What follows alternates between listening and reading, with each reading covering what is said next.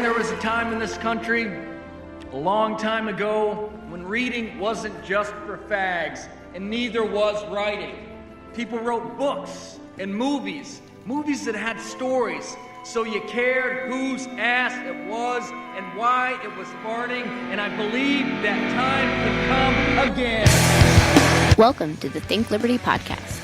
This is episode 74. Today's episode will be a little different. Different as in, I won't be on it, and neither will my co-hosts. Lance Cayko from Being Libertarian, our sister publication, recently interviewed Debra Altman from the Staten Island Libertarian Party. The following is the interview with Ms. Altman about her recent victory for City Council in New York City as a Libertarian. Enjoy. So, Debra, I'm here with Debra Altman. Did I say that correctly? Yes. Tell us who you are, how you came into the Libertarian fold, and what inspired you to run for office, because you just won in New York City, and that's incredible. I did. And so I'm born and raised in New York City in one of the 5 boroughs, Staten Island, New York, for 40-plus years. And I've been in the city, and I love my town. And when Larry Sharpe ran last year, I personally helped him with his campaign, and I saw how so many people were looking for a change. And I helped him with that campaign, and he actually got us the ballot access. And so that was something that I wanted to follow through with. And so I was actually the first libertarian, registered libertarian, to run for an office in New York since he actually punched that hole through and got us the ballot access. So I've been here my whole life in Staten Island. I'm a homeowner. I'm a mother of a wonderful daughter who's 8 years old, who's in the New York City school system. I have a double master's degree in industrial organizational psychology and human resource management with organizational behavior from Dickman School of Business, which is Baruch College.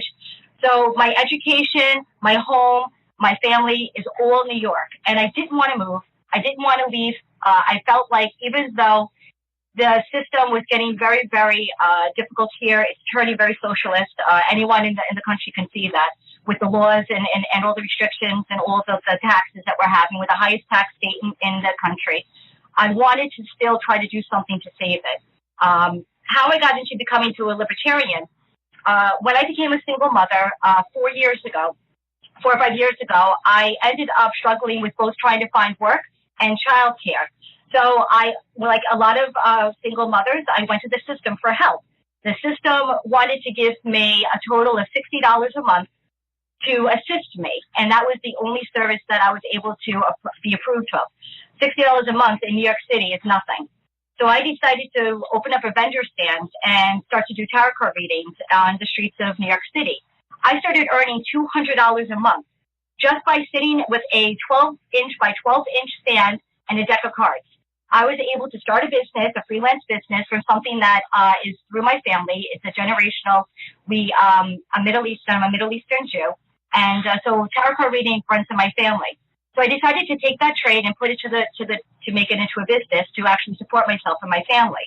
Well, unfortunately, the laws in New York City do not allow a lot of freelance and a lot of small businesses and a lot of entrepreneurs to be independent from the system.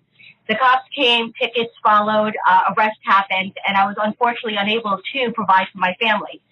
So I realized that my friend Daniel Boyce introduced me to libertarianism when I explained to him, why can't I be independent? Why can't I be an individual and earn money for my family?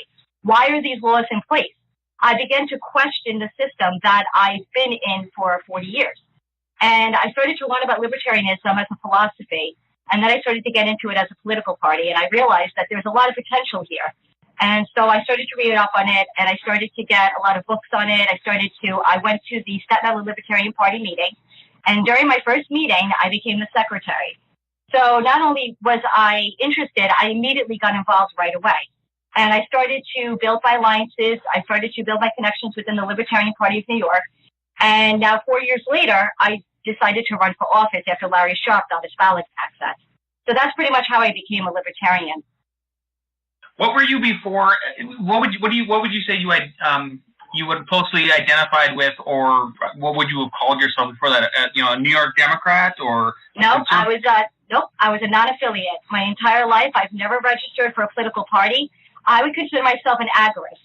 And I didn't even know what that term meant until a few years ago. But it seemed like that's what I've been my entire life, is an agorist. Someone who didn't fight the system, but at the same point, I lived my freedom right underneath their noses. And I did that many ways, in many different avenues. I always found the loopholes with the laws. I always found the alternatives around the system to make sure that I can live the way that I wanted to live. So I always identified as I identified as an agorist, and that's how I lived my lifestyle. And I was always a non-affiliate, officially until a few months ago when I registered for the first time as a libertarian in New York. Yeah. You know, you hear so many different stories from other libertarians too, and that's how they came into the fold, is that they said they've just sort of always been either very independent, very entrepreneurial, or in your case, you kind of hit all three, and the third one would be they got screwed over by the state. Right, so you were arrested. I wasn't arrested. I was threatened with tickets and fines. If I stayed doing the tarot cards, though, I had friends of mine who were vendors, and they got arrested, which is why I decided I couldn't go back because I couldn't face that while raising my daughter. Oh, absolutely, yeah. How do you explain that to anybody, right? Well, how interesting. So, did you through the party then? Is that how you got involved with Larry Sharpe's campaign? Is that correct?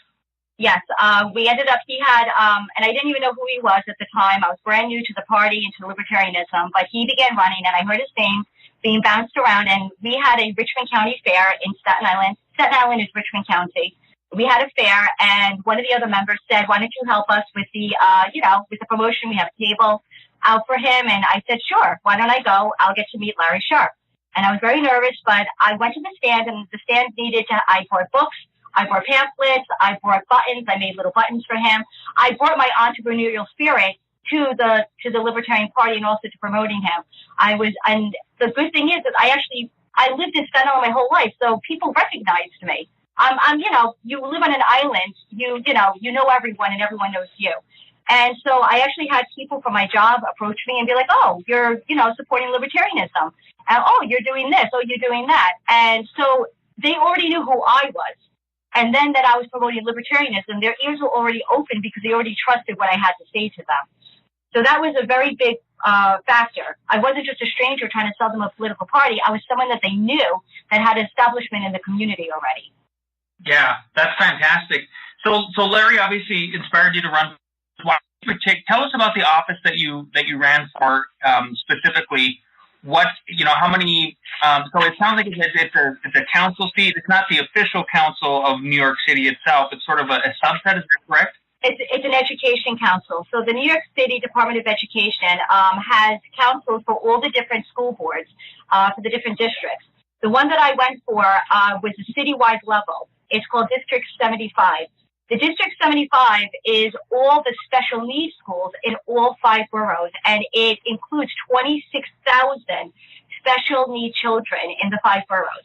So, and a special needs school, every child that is in one of these schools has what's called an IEP, which is an individual education plan. You can't get any more libertarian than that. These children have an individual education plan that the school puts in place to ensure that school accommodates that child's needs specifically for that child. It is a process that every parent with a special needs child must go through and apply for, and it's something that I had to also go through with my daughter.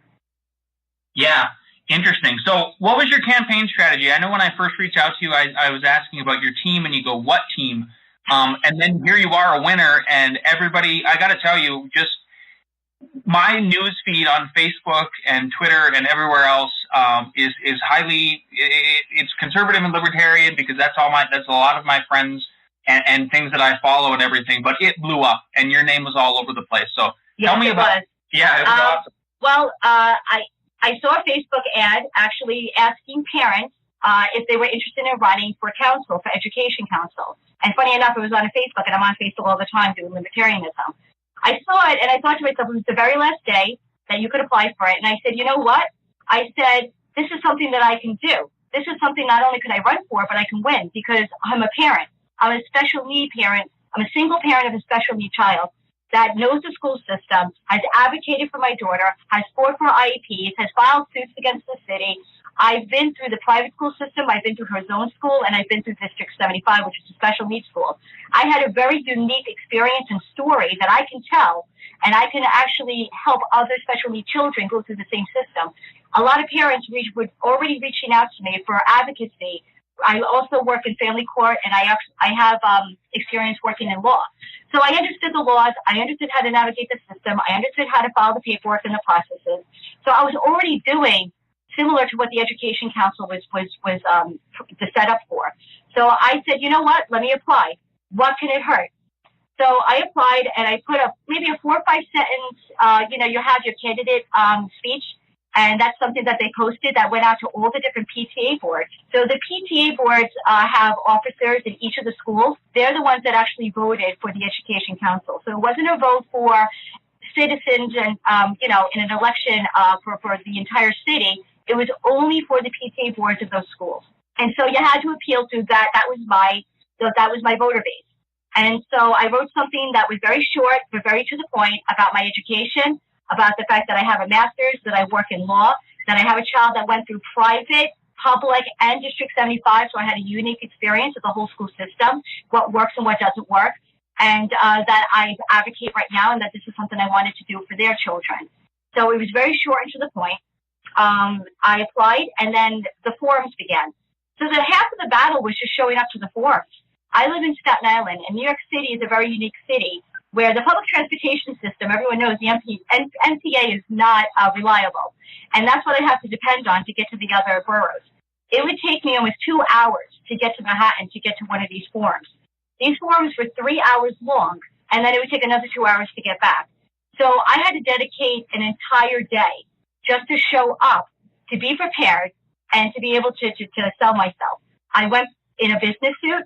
I went, with curls. I put on no makeup. I didn't glam myself out, but I went professional. I went with my resume. I went with the speech prepared, and I came with a story. And when I went to the forums, the first thing I did was I was humble, and I approached the council. I introduced myself, where I came from, who my daughter was, and why I was applying. When I ended up doing my speech, you got 2 minutes to do a speech, and then there were 5 questions.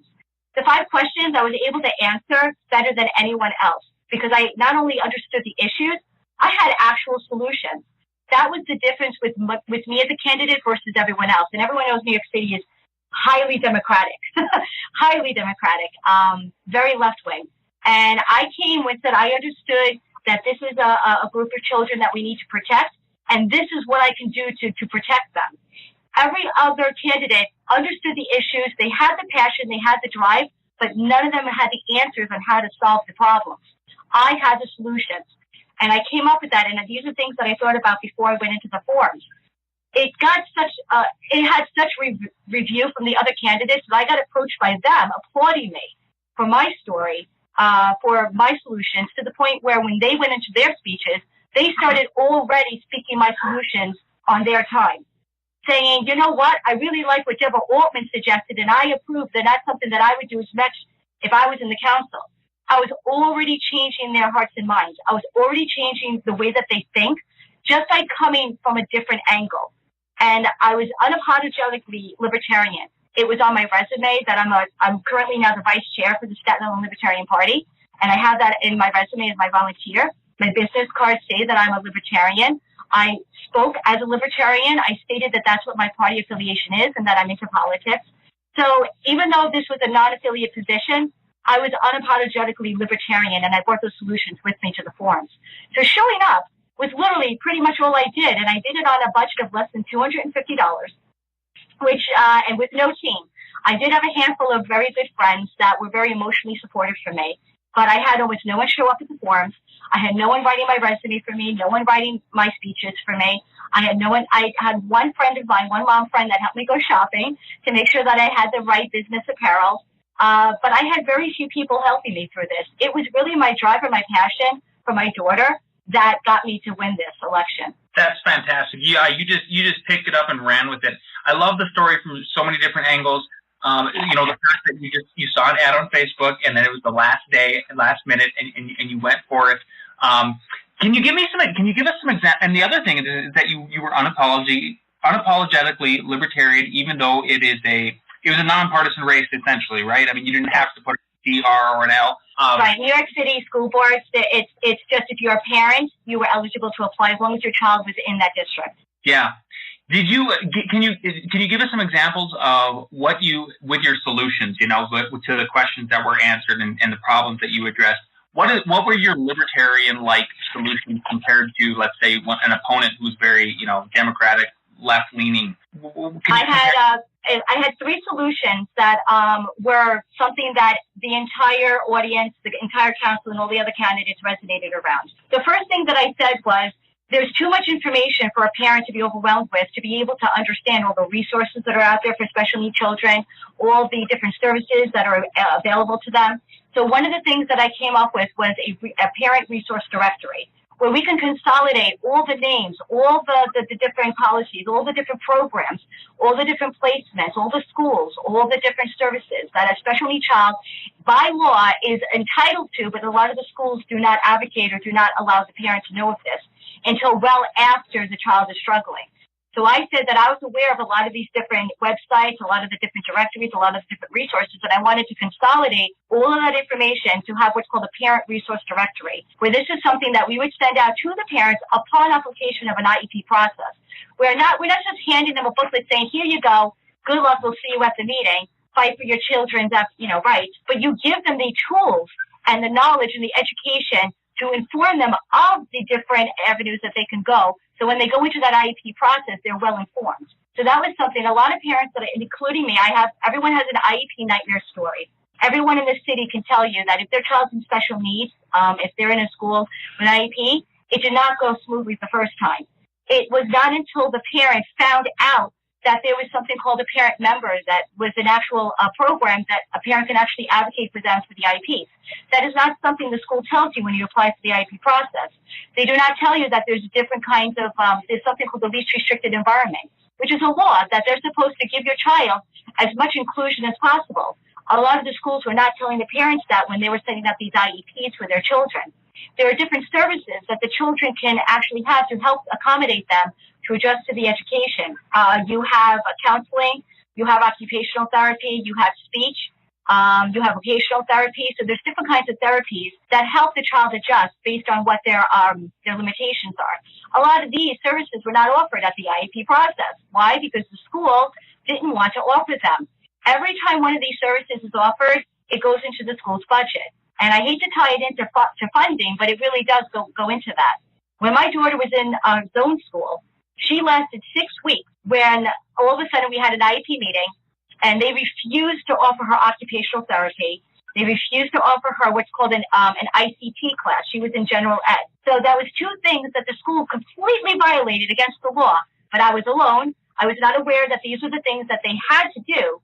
So I was left with an IEP that was not by law something that my child could have gotten. So the first thing I did was I researched all the different avenues. And then the second thing I did was I looked for an advocate. So the second thing that I offered as a solution to the forums was assigning an advocate for that parent. When a parent or a person goes to court and they get assigned a lawyer, they are not handed to the judge and the judge says, well, here's the laws about family court, or here's the laws about civil court. Good luck. We'll see you at the next adjournment. Have fun representing yourself. They assign you a lawyer, either at no cost or low cost.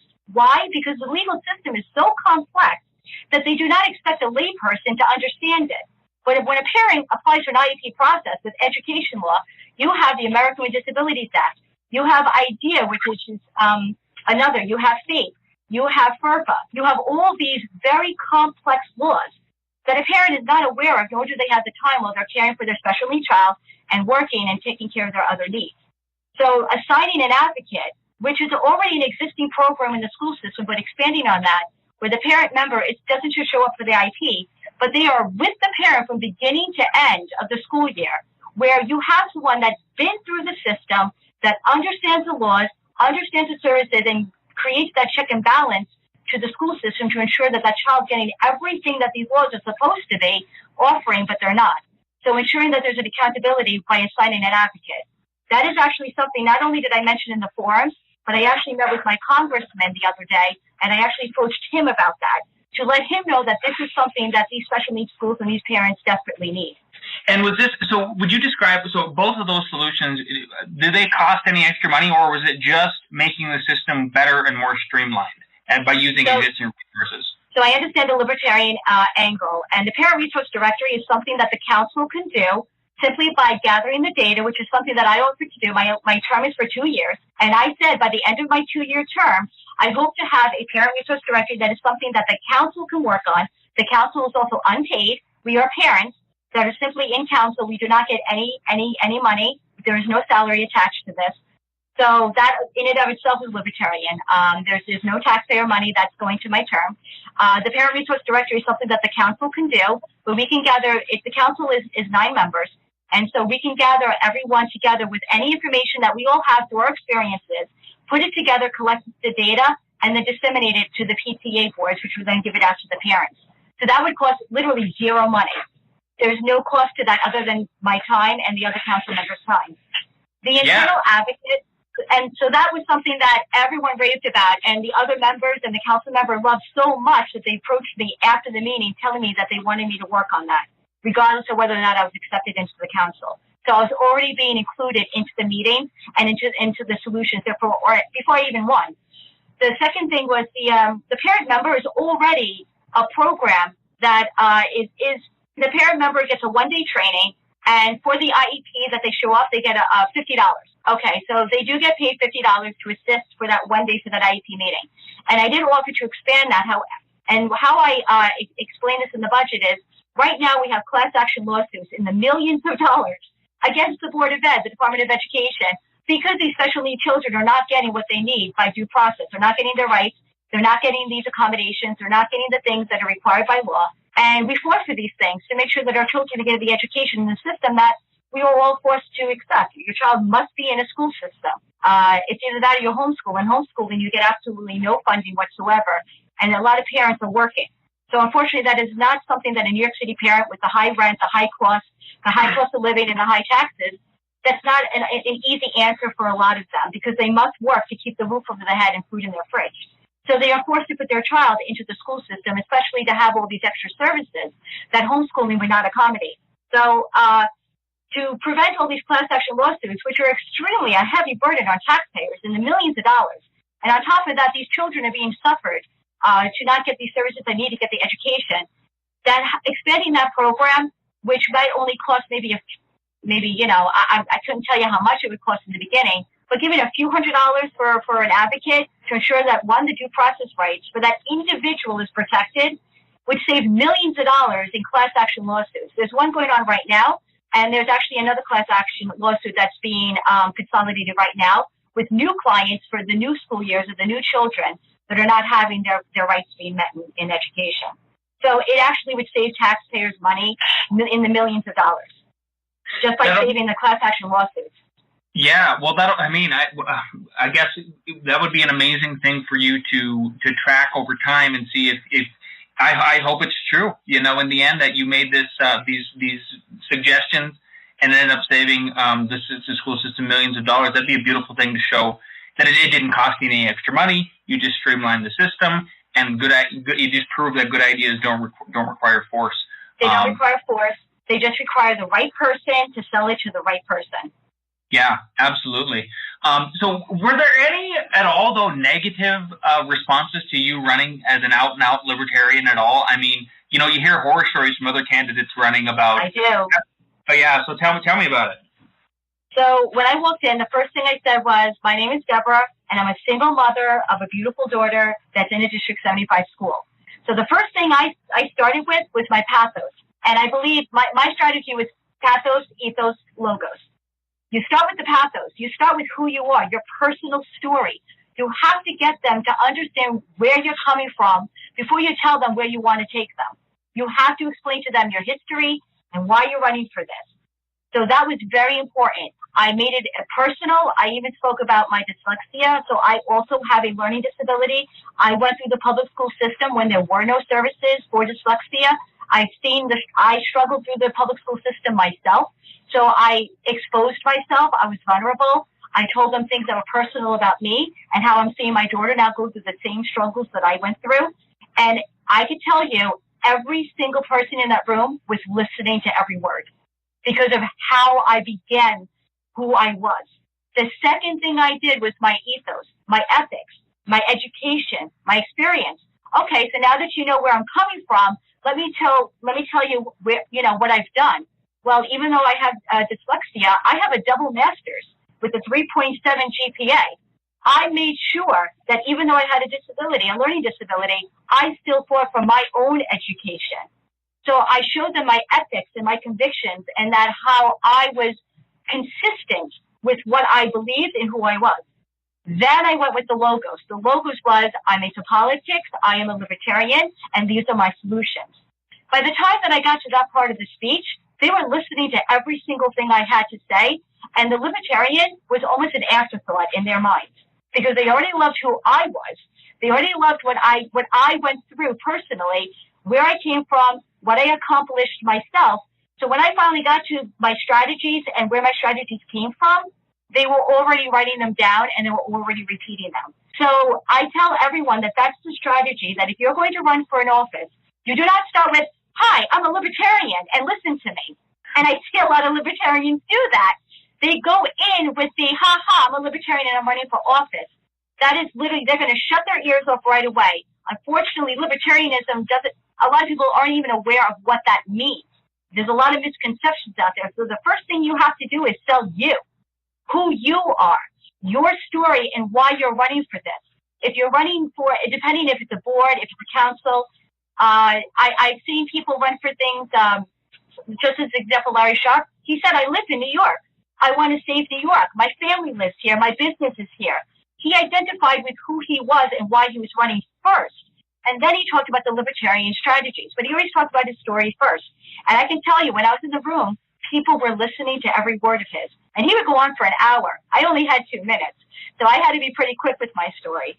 But it's showing it also, it's not just what you say, it's how you say it. I was very passionate. I was very empathetic when I spoke. I spoke with heart. I spoke from who I was. And also just if anyone wants to know, I'm 4'11" and 115 pounds. I'm a very small person. So I have a very passionate voice, and I'm a very loud speaker. But who it came from, also I do believe, my appearance also I believe helps me. I look like a mom. I went in as a mom, and that's who they voted for. The libertarian was secondary. But a lot of them loved that. In fact, I actually had a few of the other candidates Facebook request me, and they actually loved my Liberty posts to the point where they're actually now libertarian leaning. So I'm already making a difference in the system. Yeah, you are inspiring, Debra, for sure. Despite you being 4'11", I wouldn't have guessed by listening to you. You sound like you're 6'5", and I mean that well. So it's great. I've actually had to show people Facebook pictures of me compared to other people because they did not believe that I was that petite. Yeah, you remind me a lot of Larry, like Larry. I've met Larry multiple times. Larry knows who I am. I've interviewed him too, and he used to actually be being libertarian for a while. But your fast speech is very entertaining and enlightening, and then also very persuasive. So I think the National Party should really pick up what you're doing. As far as what was it again? It was Pathos, Egos, Logos. It was Pathos, Ethos, Logos. In that manner, you start with who you are, your personal story. You have to get them to open up their ears and their hearts to you first. I know a lot of libertarians are all about the logic. Guess what? No one's going to listen to your logic if they're not going to listen to you. So they have to listen to you first. So you have to come first. You have to be vulnerable. You have to expose yourself. You have to sell your story. And like I said, it was very difficult for me to open up about my own learning disability. We all like to hide our weaknesses. But when it comes to Democrats and it comes to left-leaning left-leaning people, that's what they appeal to. They appeal to emotion because then they feel like they can identify with you and you are now representing who they are. So now they see a part of them in you. So the next thing you say, they're going to listen to it because they now want to become just like you. And they identify with who you are. So they're going to listen to what you have to say. Yeah. So your term starts very soon, right? When does the first meeting happen? July 2nd is when my first term begins. But the president of the council actually loved me so much that he invited me to the June meetings, which are June 6th and June 19th. So it's 2 Wednesdays a month. this public forum that they have in the 5 boroughs. So once again, the travel will be difficult for me to get to these forums because public transportation is not forgiving in New York City. And I do have a child, so I do have to provide childcare and ensure that I have someone watching her so I can do this race. So I did have to coordinate a lot of different things in order to find the time in my life to make this happen. But they're night forums that are open to the public.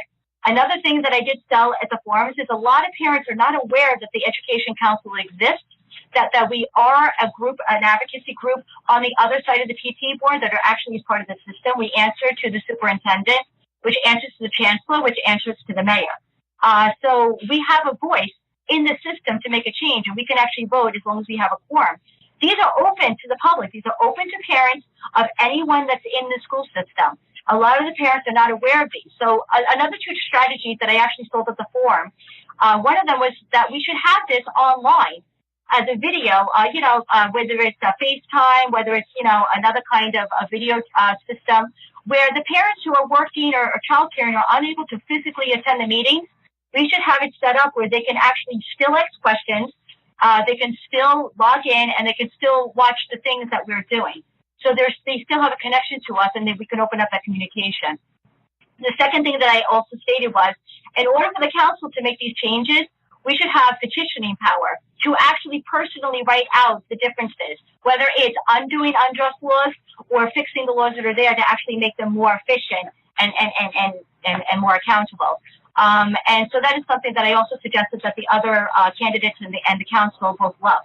The public advocate was a newly elected position that's maybe been around for New York City for maybe 10 years. I believe it started in the 90s to be the check and balance for the mayor.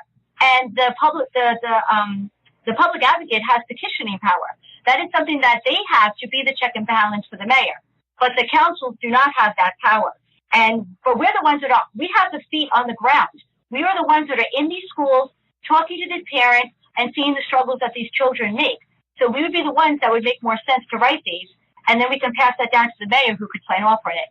The way it is now, we have to suggest a vote, we have to suggest a change, and then we have to bring it up the channels. Well, that slows down the process. And so that was another thing that I did suggest that I hope to actually implement and make that change happen in the next 2 years. Yeah. Did you? I think this would be a good point for me to ask my final question, and that is, I know you haven't even started the term yet, but your energy is contagious. So, do you have any aspirations for higher office after this? Well, I have my daughter to still care for, and I'm still a single mom. I hope that changes soon, but I'm working on that. With actually someone who's a libertarian, so I'm very happy about that. That I actually have now officially a libertarian partner to help me with this, and I do believe that having a right partner gave me that last bit of hope, and actually he was one of the most supportive people through this, and that's actually what got us to become involved. And he was there for me from day one, helping me through this emotionally, helping me understand it, helping me vent afterwards, helping me strategize, my speech and everything. And so just having, balancing out work and family is going to come first, and my daughter will always come first. So I hope to see within the next 2 years the different changes that I can make. If this is something that I could be successful in, either what I can do is rerun for Education Council to continue the work that I'm already doing for the most vulnerable of New York City citizens, which are our special needs students. No one has a voice for them. Nobody fights for them. So I want to be that voice for them. And if I can do that for the next 2 years, I hope to be reelected. I don't see myself being in anything higher than that for now, because I still have a child to care for and a family to raise. But I do believe that if I can make a difference, I will rerun for re-election in 2 years. Right. And if anything else, Debra, I hope you have, when people who listen to this and they see your story and they read the article that we're going to publish about you, is that they're inspired to run. You were inspired to run by other people running. And, I know it's hard to get libertarians for us to get down on ourselves about we don't win, but you're proof that you can win. And little starts like this can make a big splash. And all we have to do is inspire the right people.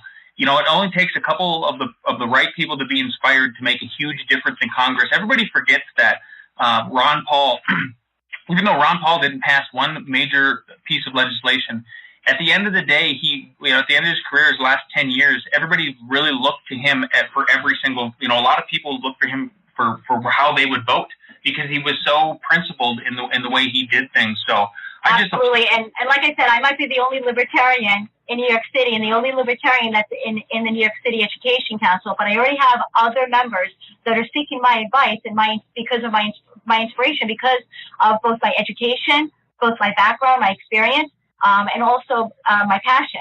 That they know that anything that I come up with is going to come from my heart. It's going to be a genuine solution. There's no coercion involved. That I'm seeking real solutions that are not just for my own purpose or for my own child's needs, but I'm speaking on behalf of all those children.